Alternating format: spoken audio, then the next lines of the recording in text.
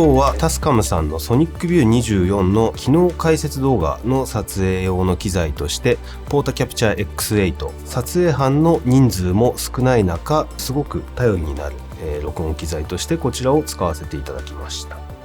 この製品の、最大の特徴といえるのが、32ビットフロート録音というところなんですけれども、32ビットフロート録音の何がすごいかというと、最近この32ビットフロート録音については、いろんなところで目にしている方も多いのではないかと思うので、詳しいことは省きますけれども、とても失敗を少なくすることができる。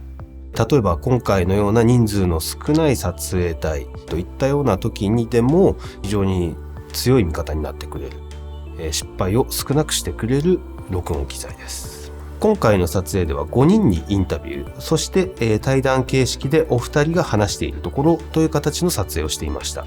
当然人によって声の大きさも違いますし、対談ともなるとお互いの声がまたちょっと違ってくる。会話を続けていると急に声が大きくなったりするっていう場合も多々ありました。6系統の入力があるので、今回などはガンマイクを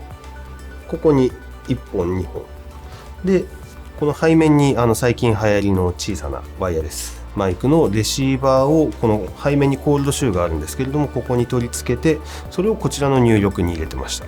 例えばワイヤレスマイクだけに頼っていった場合などは、ワイヤレスマイクにトラブルがあった場合はもう全ての音がダメになった状態になってしまいます。ガンマイクとワイヤレスマイクを同時に使えるような、この6系統の入力があるというのは非常に心強いところですね。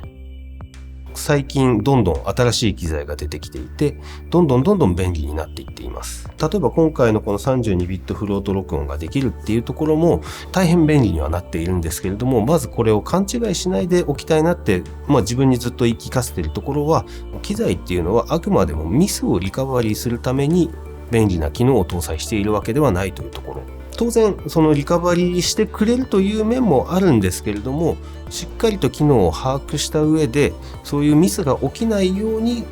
心がけるっていうのが、常に現場を事故なく回す秘訣なのかなと思っています。バックアップとしてのワイヤレスとガンマイクというのもそうですし、例えば撮影の方で言うと、カメラは同じものを複数台持っていくですとか、当然カードとかいろいろなところでバックアップの準備をしておいて、その上で何かあったらその機能に頼る。非常に頼ってしまうところなんですけれども、便利だからミスをリカバリーしてくれるっていう考え方にはならないように日々努力しています。今回撮影したソニックビュー24の映像はタスカムさんの YouTube チャンネルで見ることが可能になっております。こちらも合わせて、ぜひご覧いただければ幸いです。どうもありがとうございました。